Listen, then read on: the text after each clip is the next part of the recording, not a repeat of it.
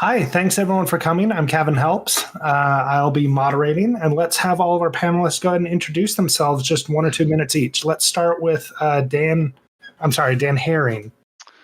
Hi, my name is Dan Haring. My background is in animation. I worked in animation for about 10 years on movies like Tangled and Hotel Transylvania. Then I transitioned to video games. That's what I'm doing now. I'm a narrative designer and artist at a small studio in Utah, and currently writing one of our video games right now. I'm also an author. My book, The Star Shepherd, is a middle grade fantasy that came out 2 years. I co-wrote it and illustrated it. So that's kind of the direction I'll be coming from as far as story and gameplay. Wait, and what studio is that you work for? The name is Strange Reptile. Strange Reptile. Cool. Fantastic. Heather Monson, if you would go ahead. I am a technical writer by day and a costumer, gamer, LARPer by night, by weekend, by whatever time is left after real life, really. So that's my perspective, kind of. I'm here as the hobbyist. Awesome. Okay, and then Keith, if you'd... Okay, I'm Keith Haus, and I am a historian and anthropologist. I tend to study intercultural history, but it's through the lens of how video games are making their own culture, and this culture can make other cultures kind of connect to each other. Like, I could travel to the Navajo Res and talk to people as an equal because we all play video games. And I could do the same thing in Japan, in England, in Germany, in South Africa, in South America. And I know I can do that because I have done that. Just walk in, start talking, and we're all equals. So I think that's a really cool thing. For this panel, I view video games as the same way as some people view film as text. So I'll view a video game and be like, okay, how is this a text? How do I study it? How do I look at it? So that's how I'm coming at it. Fantastic. Thank you. So to start off our discussion, I'd actually like to challenge the premise of the name of this panel, story versus gameplay. And I get that we're not particularly arguing that story and gameplay are fighting against each other, but I'd kind of like to get our takes on it. Is do story and gameplay make sacrifices to each other? Can they work together to build each other up? Like, how do you see them interacting? And do you see that being adversarial, cooperative, neither? So Heather, could you start us off with that? Sure. In my observations as a player and a world runner, and a rules builder for one of the LARPs I helped run, when things are running well, they go hand in hand. The gameplay does not interfere with the story. The story doesn't contradict elements of the gameplay. Ideally, they go hand in hand. So yeah, my first comment was going to be to challenge the premise too. Sorry, I put myself on mute and I had to jump back in. So Keith, any thoughts on this? Well, I mean, I'll go with Heather there. When they work together, you have a good game. And when they kind of counteract each other and bash against each other, they tend to really not work. I can think of a couple of examples. Like in The Legend of Zelda, Breath of the Wild, there's a lot of story that isn't told, it's just shown. And that's what a lot of people talk about. They talk about, these different statues and how the statues have meaning and what are the histories behind these statues. And that's what a lot of people get into. But they don't, just directly through a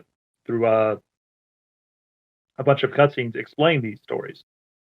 It's up to you to find out. And the same way in Half-Life 2, which is much more direct and it actually has points where, a story is happening and you can't do a lot. There are moments where they use the gameplay as a way to tell a story within your mind. So there's a moment where you're coming out and you see a monster that you've been fighting or hiding from for a couple hours now, and you have a really good weapon, and you're like, I can finally take this thing on. And just that feeling of elation and joy kicks in as you're seeing that monster. So that's another gameplay story that just mixes really well. Okay, thank you. Dan, any thoughts on this? Yeah, I definitely agree with both with all of what has been said so far. I like that you mentioned Breath of the Wild. What's cool about that is it does have an underlying story, but it's non-linear. You could go anywhere you want to, and eventually you'll get to everything if you complete the game. But it doesn't hold your hand. It doesn't tell you, okay, you have to do this next. You can explore, and that is really intriguing to me, to have that openness. Now, there are games that don't require any type of a story. My kids love Super Smash Bros. It's a game that has no storyline to it. You're just in there, you're fighting each other. It's all about fun. So there are those types of games as well. But as far as narrative stories, if gameplay or the story kind of outweighs the other, it can lead to a not very fun experience. Awesome.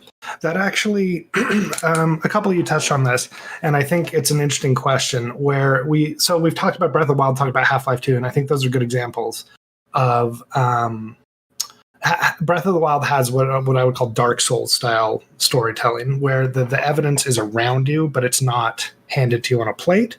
Whereas a lot of games, Final Fantasy, I would say, is a trendsetter in this regard. You have a linear story that will play out the same way every time, with a few variations. And then there's stuff like emergent narrative and stuff like that. And you could argue Civilization has a story, right? And so for the purposes of our panel, I think it might actually be helpful to define story in that, not just, I mean, if that works, do that, but also if there's a game that tells a story in a really non-traditional way that you like, or something like that, like what are some unique applications of what you would call a story that you've seen in gaming? That question was all over the map. So good luck, Keith Haus. All right. By the way, it's pronounced Haus. Haus, I apologize. Yeah, it is German for house, but my part of Germany pronounces it Haus. So it's a weird subject. Anyway, story is the elements within the game that you can't control. So, you see a wall. Can you control the wall? No. So that wall is part of the story. It's controlling you and moving you in a direction. Gameplay is what you can actually control yourself. So you see a monster. Can you take on the monster? Yeah. So that is gameplay. And that's kind of how I view it. Great. Dan, any thoughts? Yeah, no, I think that is very a fair description of it. The story is most of the time what drives you along. Most video games do have some kind of a story, and you are playing a character in that story, and so it is vital to the experience usually in order to have an immersive experience. Cool. Heather, anything to add? Sure, yeah. Coming from more of a tabletop and LARP perspective, for me, the gameplay is more the mechanics that we use to get to the story, and then the story is what happens over the course of the game. And the characters' choices weigh into that. How the NPCs respond to stuff weighs into that. If you're doing tabletop dice rolls, play into that. The gameplay kind of feeds into the story. So that's my take on it. So it sounds like, roughly speaking, what we're defining story as here, and I realize it's going to be murky no matter what label we put on it, is gameplay is the input the player puts into the game, and story is what the game gives them back. Is that a fair assessment of what we're saying? Okay. Keith, do you want to shoot that down? You're welcome to. I think within the stories that we're talking about, there is something called the video game moment that I've noticed. And that is where the creators have set everything up, and then just a moment happens that wasn't set up by the creators, but it can happen because that's how they set it up. So, you have the king there, and he says, off with their head, and then a dice roll or something later, and the king's like, hey, let's go get a drink, I'm done. And that's that's purely, just that moment of the game. That's the story you're going to tell. The one I really think about is sometimes in Breath of the Wild, you'll be watching the enemies off in their port, and you can watch them interact with each other. Yes, that was created by the game creators, but you have this moment where you're like, when should I attack? When can I attack? How does this world work within? And it creates this moment for you. Into moments that don't quite work. I'm going to use Half-Life 2. When Dr. Breen is talking with Alex Vance, and they're talking to each other about how great Gordon is, you have absolute control over yourself, so you can walk out of the conversation and start throwing boxes at the characters. And that will actually break the immersion of the game.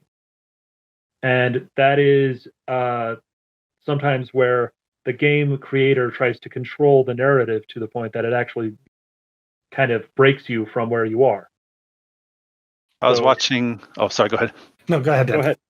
No, I was watching. I forget what game the person was talking about. It was a GDC talk, and this one level he had to get from A to B, and he decided to do the whole thing stealth, not kill anybody, not let anybody know that any of the NPCs know that he was there. And he got to the next cutscene, and the enemies were like, what were those gunshots for, or whatever? It was some scripted moment that had not actually taken place because of the way the gamer had played the game. Mm-hmm. So exactly what Keith is saying. Excellent. Heather, anything to add? Well, that's the flexibility I love about live gaming. Yeah. Whatever the players do, the GM, however much it might aggravate the poor GM, can just jump on it and respond and take it in some fun direction. And I think that's something we talked about a little bit when we were getting ready for the panel. Is it's interesting that story versus gameplay here sort of again is casting a wide blanket. Tabletop RPGs and similar improv-based engines versus like a computer game are going to be remarkably different in how they approach story. Because in improv-based games, you literally have an intelligent, sentient being answering what the players are doing. That said, we're free to address both of those topics. I'm sure the people watching the panel right now are interested in both topics. So let's dive into Heather. You said early on that the gameplay and story are going to feed each other when things are running well. And so yes. I think what I'd like to talk about, either from your perspective on tabletop or video or both games, what does it take to make things run well so that story and gameplay feed each other? Let's start with Dan this time. I think as far as video games are concerned, there needs to be a constant progression, both of abilities and rewards that go along with the story. I think that can really help.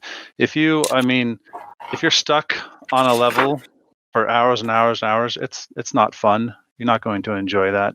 So there's got to be a balance of the gameplay itself moving the story along, because you're going to get frustrated that you can't get past the level because of your gameplay, but also you're not finding out anything more about the story. So I think it's important to and I know people have talked about Dark Souls. I've never played Dark Souls, but I know that it's like, it's super hard, right? And so that was a conscious decision made by the developers, but I don't know how many people that's going to appeal to when you're playing a game that you just die all the time. So, you're not going to tell much of a story if your players can't get past the first few levels. Perfect. Okay. So I like that sort of tying difficulty into the narrative progression. I like that quite a lot. Heather, any thoughts on this? I had thoughts and they all fell out of my brain along No problem. If they come back to you, just give us a holler. Okay. Keith, do you have any thoughts on this? The question is, what do you need to put in place for the story and gameplay to feed each other well as the game progresses? No. You need to have the story as actually part of the gameplay, really. If you have it as something separate, as the GDC talk described, people reacting to something that didn't actually happen, that will break the feeling.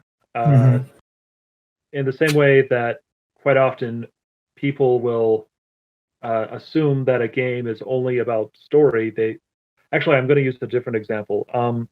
In the Grand Theft Auto series, when you're watching someone play, they're rarely ever playing the mission. They're just running around the world made and watching things happen. They're watching people crash, or they're starting a riot and blowing stuff up. And they're specifically doing that because the gameplay was set up so that they could do that. Whereas when you talk to a lot of the game creators, they will talk about the missions and the story within those missions and how everybody talked about everything, the script they took to make this game. And the players themselves don't talk about it, whereas the creators love talking about how great it is. Grand Theft Auto 4, one of the first reviews about it, said that this is art, how beautiful it is, and how amazing it is, and how highbrow it was. And I was like, you haven't even played the game. First 5 seconds, there's a rather lewd scene. So there is that idea. And if you really want to know, Breath of the Wild came from the failures of a few of the previous Zelda games. The director of the Zelda games thought that it was just a progression of puzzles and interactive items. And he thought that's how the gameplay was going to do. And he made some very, very beautiful, wonderful games, but they weren't Zelda. Mm-hmm. And he actually got chewed out by the game's creator for doing that. He was told, you need to fix this or you're not on the team anymore. And that's really huge in Japanese culture.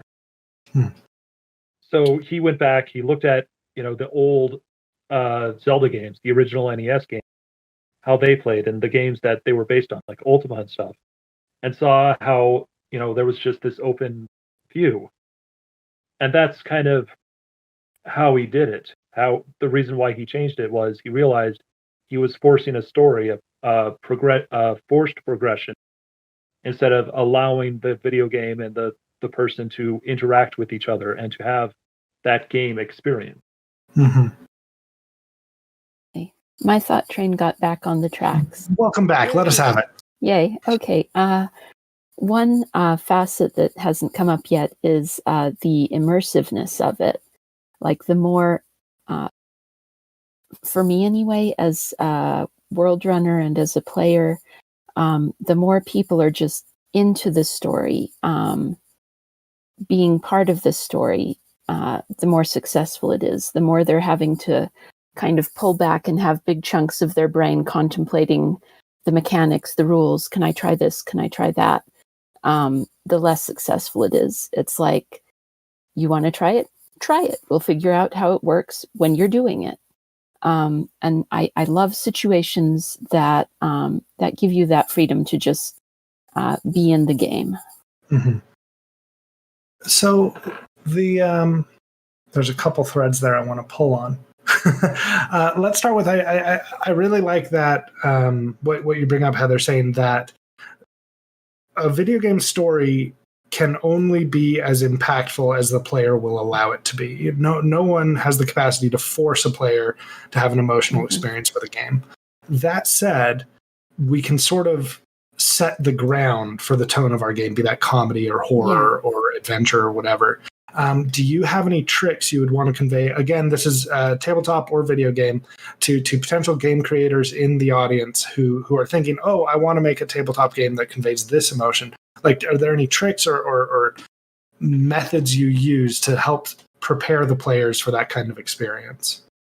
Let's start with Keith this time. Okay, I've actually also been a DM, and one of the tricks I've learned is to subvert the expectations a lot of the time. And I don't mean do anti-trope, just set it up as a comical scene and then have a horrible moment happen, and the characters will honestly be horrified and be worried. I had characters who accidentally opened up an ancient god because they wanted to use sacred paper for spam. They were sending spam letters out, and our adventurers had found one of these spam sending out guilds, and there is a horrible monster inside that is being controlled by this spam. and they're getting papers like, "Oh, do you want to enlarge your staff? Arrow's not shooting right." And on the back, they're realizing it's like, "And this is where the Ancient One shall stay." And having the comedy and the horror at the same time really, really messed with them. And I'll actually point something else out. You have to understand what your players actually want out of the game. When I'm a DM, I have people who want to act out every scene and talk about every scene. And I don't know how to politely say this, but they want to have every scene kind of emphasize them and how important they are. And you kind of have to be like, you're kind of boring everyone else. They want some action stuff. Like there's characters who made a bugbear, this 18-foot tall monster. She couldn't enter into a door, but everybody's like, oh, let's go into this door and interact with the people inside. And, this player was cut out from that opportunity. So you have to understand your audience and what they actually want to properly have a game that's enjoyable. Love it. Dan, anything to add? How to lay the groundwork for players to have the emotional tone you're going for response to your game? That is a very tough thing. My boys and some of their friends were playing D&D last night, and my one son had spent like 2 weeks on this campaign, and within the first 5 minutes, they were off on this tangent of wanting to build a cannon, and the cannon had nothing to do with it. And it's fracturing the whole team because of this cannon. So I actually had, because my other son was leading the cannon charge, so I had to take him outside and be like, okay, listen, let's just kind of, I know you want, it's an open world and it's part of it, but there is also a storyline the DM has been working on, and if you just subvert everything and just go off on your own, you're going to ruin the experience for everyone. So there does have to be a certain amount of user buy-in, but I think also a big contributor can be the environment that you're in. That's going to set the tone for usually the type of story that you tell. So that can be helpful. Can you expand on that a little? Are you talking about the physical environment the players are in, or? Yeah, yes. So like, a horror game, or an adventure game, if you are, and even in, for instance, Breath of the Wild, there are areas that give you a different feel, whether you're up on the volcano or you're in the meadow or whatever. Different parts, different environments within the game can give you different feels. And if you're in just a straight horror game like that's horror all the way through, you're going to be in a very specific environment, like and conversely, a racing game or whatever. But the environment does give you some cues and allows you to set some groundwork that you can build on. And like he said, you can flip those things on their head, and that can be very valuable as well. Thank you. Heather, I'm having a moderator brain fart. I don't think you've commented on this question yet. Is that correct? Correct. Okay, then do you have anything you'd like to add? Let's see. Is there time for a funny anecdote? Let's do a funny anecdote. Okay. Always. Okay. So this LARP I was helping run several years ago, in between a couple of our bigger, more serious campaigns, we had a break that we filled with small, more variety type mini campaigns. And one of these was supposed to be very dark, very serious, so grim. The players were straight from a big grim campaign, and they just built these completely wacky goofball characters that got thrown into this horrible dark world. And the GM, I was kind of worried about him. He was brand new to running stuff, but God bless his heart, he rose to the occasion spectacularly and turned that game into this dark comedy that still just makes me laugh out loud every time I think of it. So there's funny anecdote. Players and GMs balance each other out and build beautiful things. I feel like, and this might just be a reflection of myself, that every every tabletop RPG campaign is genre plus horror or genre plus comedy. Just You wind up with the comedy, whether you meant it or not. Or I'm a bad GM. Both possible options. Cool. Okay, there is. Okay, at the beginning of this panel, we started by challenging the premise that story and gameplay are opposed ideals, and I think that's largely correct. That they're not opposed ideals. However, have you ever seen any cases where gameplay was sacrificed to story, or vice versa? Ways where you think it's been done badly, and where potential developers in our audience could avoid these pitfalls. Let's start with Dan again. So the game I'm writing right now is more of a narrative one. There's a game that came out in I think 2016 called Firewatch. And oh yes. If you've played that, then you kind of know what I'm talking about. To where you're given choices throughout the game, but they don't have a whole lot of impact on how the story ends. I think that was done. I mean, there's a lot of people. Some people aren't very happy about the ending. Some people like it. But regardless of the way it ended, I think overall it was very well done. On the other hand, just after that, I played a game called What Remains of Edith Finch.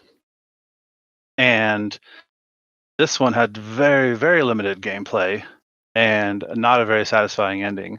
So those are two examples to me of narrative games that were more focused on the story.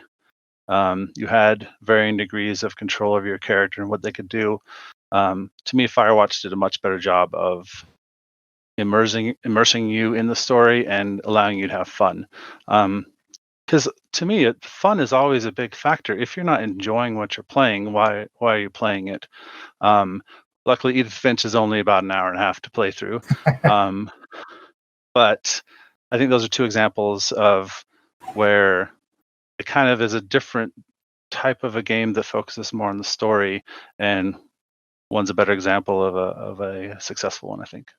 Dan, we have very similar tastes in video games. We're both drawn to art house walking simulators. And actually, cool. I agree with your assessment of both of those games. So Heather, same question. Have you seen instances, and again, this could be in tabletop or LARP RPGs as well. LARP RPGs, you know what I'm saying. And where has gameplay been sacrificed to narrative, or narrative been sacrificed in gameplay in a way that you found harmful, and ways that our audience could avoid when preparing? Let's see. I know players, as a player and as a person trying to tell the story in the world, it can get really frustrating when there's a situation that they can't go around. It's just, this is going to happen because plot says so. And that's a good example of story actively interfering with gameplay and kind of throwing people out of the immersive experience. Because, I mean, on one hand, I guess it's sort of realistic in that there are things in real life that no matter how we try, we can't talk our way out of. But on the other hand, where on earth is the fun in that? I mean, it's gaming, it's escapism. Let's have fun. Because all the people who are coming to RPGs for the disempowerment fantasy of life being out of their control, right? Oh yeah, that's totally what brings us in. So yeah, that's one area I've seen things go amiss a few times. Yeah, that makes absolute sense. Yes, I think that's a mistake you see a lot of early game masters make as well too. Is sort of way too much inevitability. I've done that a couple times in my years. I literally, in my first RPG, had a powerful psychic come and tell the players exactly what they were supposed to do, because I didn't know any better. I'm gonna hazard a guess they didn't do it. I don't actually remember. But anyway, I quit. Keith, same question. Have you seen gameplay or story interfere with the other one in ways that you found harmful, and how to avoid that? I'm going to give a bit of history here. Let's do it. The reason why Final Fantasy VII is so well known as kind of a linear but story-based game is because the resources or the abilities of the game creators, they had a decision to make. Are we going to go linear and make it look graphically nice? Or are we going to open the world up more and have more levels and more activity and stuff? And you can kind of see that throughout the PlayStation N64 era, where they have linear ways or do they have open ways on how they are doing things? Because the amount of memory for a CD was 1,000 times larger than any of the discs or cartridges they were using beforehand, and they didn't know what to do. And so there was a actual decision to make where they said, we will make this interactive story that we're going to use. And some of those stories were quite excellent. But what I've found is that a lot of these games with really nice interactive stories tend to sell for really low prices about a year after it's sold. And I can prove this because see this selection right here? Those aren't actually books, those are games. And I bought most of them for $3 a piece. And we're talking about the Batman Arkham series, we're talking about the whatever series, a lot of the major PS3 games, which you'll talk to a reviewer and they'll be like, "Oh, this was a great game." And I'll be honest, I enjoy the games, but once it's done, it's done. It's like a TV show you watched. You're like, "Okay, that was a great show. Look forward to the next season." And Nothing more to do. Yeah, and so that's how I could buy it for $3. And I think the great thesis of this was a game I just finished playing, or more precisely, I was just done playing it. I haven't actually finished it, called The Order 1886, where everything is so linear that you could watch a video of someone else playing and it would be the same experience for you. And that, I think, is where the major mistake goes, where you only have one direction to go. You're only given this story, and the world and all of that stuff is absolutely gorgeous, but that's all you have. And if there's a problem with the story, like there's multiple times where I have to attack people and I'm like, why am I attacking these people? Except that the game is telling me I have to. They're in between you and the right side of the screen. Yeah. And it makes no sense to me. Like they're sneaking around and then they're like, kill everyone. Go on a murderous rampage through this area. And I'm like, why? I'm trying to sneak through, aren't I? But it makes no sense. But the game creators wanted this story to work this way. And that's how they aimed it. And that's, I think, is kind of where the story kind of kicks into the gameplay and you kind of go, yeah, it was good. I enjoyed it. But I'll probably never play it again. Yeah, as much as I'm with you on the Batman games, I've loved the Arkham games and I enjoy playing them. But yeah, it's like, you finish it and I mean, I could go after all the Riddler clues, but I mean, stuff like that to where it's like, it's just not enjoyable at that point. You've done the main storyline, you've done the major side quests, and there's just not a whole lot to do. Whereas I can open up Breath of the Wild and just go run around in the fields, and for some reason that's a lot more fun to me. Mm-hmm. So we're going to transition into the Q&A in just a second here, but I've got one more very quick question I want to throw to the panelists. Is if you, either, again, video or tabletop, if you had one game you wanted to say, this is your homework, go play this game, it will teach you how to do this right, what game would you point them toward? And let's start with Dan, I think. Well, I mean, it's hard because there are so many different types of games, and depending on what type of an experience you want to have, I would feel free to give us a couple if you'd like. That's fine. If you like walking simulators and narrative-based ones, I'd definitely try Firewatch. It does is probably, I think it's a mature audience because of one image and then in the language. And then for all audiences, I think everybody should play Breath of the Wild, even if you don't enjoy Zelda. I think anybody can get a kick out of that. Thank you. Heather. Let's see. For tabletops, I favor GURPS just for the simplicity and flexibility. Perfect. Keith, what do you think? If you're doing a tabletop or anything like that, please know that whatever rules they give you, it doesn't matter. The DM gets to choose. So, start off with whatever system you go and have a good DM, and you're going to be a lot better off. Watch videos with really good DMs, and you'll be better off than anyone else. For games, Breath of the Wild, totally. I would recommend Grand Theft Auto San Andreas because they make an entire world for you to explore. If you are trying for a side-scroller type game, I would highly recommend Super Mario 3, Super Mario World, or New Super Mario Brothers Wii, because they specifically designed the level so that there was multiple paths or multiple ways to finish a level. And so you could kind of be a little more independent in how you did things. And then Castlevania Symphony of the Night will introduce you to kind of the expanded world of side-scrolling. We call them Metroidvanias, but even the designers are like, no, it was actually based on Zelda 2, if you really want to know. And that makes sense because Zelda 2 is a very side-scrolly, giant RPG type game. So if you can handle it, Zelda 2, it has 8-bit graphics, but it's a good start. Then move over to Symphony of the Night and then find some of the really good Metroidvania games to work off of that. Axiom Verge and stuff like that. Thank you. So we're going to move over to Q&A now, which I think I just throw to the producer. Okay, so Unconquered One asks, what are some tips to the story writing to the story writing to make sure there's a good meld between the cooperation of the story and the gameplay? I'll jump in on this. Go ahead.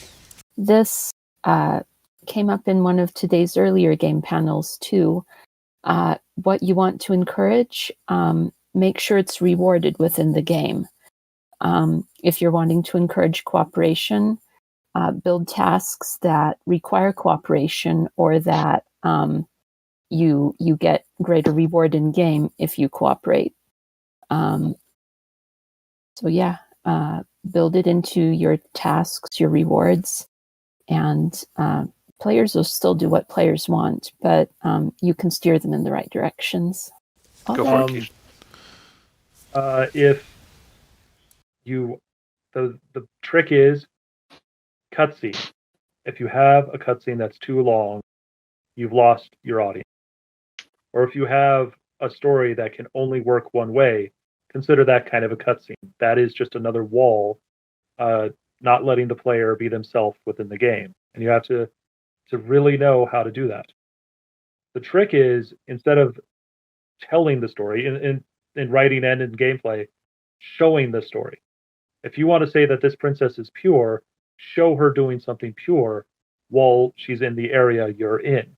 Like she's constantly healing good people, you'll want to protect her just because she heals. Or if you want them to imagine more of the world, have hints and pieces all around about this other world. You don't have to do that with cutscenes. You can just see, you're walking around and you see a newspaper talking about something, or you'll see characters kind of not talking to you because of stuff. You can do that as part of the gameplay instead of having a cutscene or an uncontrollable moment. I think it's kind of a juggling act because you've got the skill of the player, the ability of the character, and the opposition. So it's trying to balance those three things to where one of them doesn't stand out super far against the others. You want to try to make it to where it's rewarding yet challenging, but not something that. And again, different games have different rules and different setups. But you want a game to where you can get in and you can start playing, and as there's a progression, as things get harder, your ability improves, and your player's your character, his skill level improves, and ideally they all kind of peak at the same time. All right, let's go to our next question, and I'll stop abdicating my moderator powers if you want me to direct. It occurs to me we don't have body language, so let's do our next question. Excellent. Let's do the next question. Unconquered One asks, what are some of your favorite game design devices you use to drive the story? Let's start with Dan this time. Oh, sorry. Could you repeat the question? Yep. What are some of your favorite game design devices you use to drive the story? That's a good question. I like what Keith was saying about showing instead of telling. I'm not a fan of cutscenes. I don't think a lot of people really are. There's some beautiful artwork done in it, but people are playing a game because they want to be playing a game and not watching a movie. And so I think cutscenes can be very valuable, but I would say keep them short. I think that would be something that would benefit a lot of games. Cut them down a little bit, because especially second time through, I'm skipping that cutscene if I can. Heather, any thoughts on that? Game design devices to move the story forward? Sure. One thing I've used myself and have seen other GMs use far better than I have is being very aware of the world building aspect of things, being very aware of what's going on around the characters. So if there's a plot hook you're needing to tie into the game, chances are, if you have that awareness of what's happening around the characters in the game, you have several different points from which you can feed information in, so that if your players go, oh, we don't want to go talk to that NPC today, or we're not going to go visit this other village this week, you still have other means to tie in the information that they need in order to progress toward their in-game goals. So just that awareness gives you a lot of extra paths to provide what players need. I love that. Keith, anything to add? For DMs, I tend to have angry Scots. If they're spending too much time in the bar, they just pissed off an angry Scot, he kicks them out of the bar. If they're trying to get away from a villain, angry Scottish man shows up and pushes them back towards him. By coincidence. Like, what are you doing here? Go back! That addressed my follow-up question. Thank you for the Scottish accent. Yes. Our 5-minute timer is going to come up, and then we need you to go angry Scot on us to help end the panel. So we'll come back. In fact, I think that was it. I think we just heard the 5-minute warning. So get angry Scot ready. Do we have any other questions? Yes. How would one manage the seams in an MMO? For example, an epic but rekillable raid boss. I love that question. Heather, I was going to start with you, although let's talk about MMO design. Do you want this one, or you want to pass it on to Keith? I pass on this one. Fair enough. All right, Keith, do you have thoughts on MMO showing the seams? Okay. I will tell you a complaint I have about MMOs is they always make characters sound like the big bad that can only be killed once, and then you go back and you kill them like 5 times to get their armor for each character or something like that. So you have to make them sound like some kind of naturally reoccurring villain instead of a villain that can only die once or somehow immortal unless you defeat them this way. You have to make a reason for killing them multiple times would make sense within the story. Yeah, I like that. Dan, any thoughts on that? MMOs and how nothing happens? I concur with Keith on that. I mean, just make it native to the story to where it makes sense. If you're repeating quests and doing things over and over, make it make some sense, so to where you're not losing that immersion. I love that. You guys should build more MMOs because I hate storytelling in MMOs. It's so bad. Cool. Any other questions? On the topic of MMOs, player respawning versus NPC invulnerability are game mechanics that kind of tend to contradict the lore of the world as well. How can one address those in the story effectively? Dan, you said you don't play Dark Souls, right? Correct. Excellent. Come at this cold then, Dan. Let's hear your answer. So how do we address it? Was player respawning and NPC invulnerabilities? That's a good question because and that's something I'm struggling with in my game because I don't want there to have to be a point where the character respawns. I want there to always be some way out of the situation. That's just something that's kind of a suspension of disbelief. I mean, you're playing Lara Croft or Mario or whatever. Your person dies, and it's going to take you out of that immersion. Yeah. But that's just part of the act of playing a game. So, I mean, I think going into it, most people have that understanding, and have, video games have been around, and that part of video games has been around for so long that I don't think it really ruins the experience for people. I don't know. What do you think, Keith?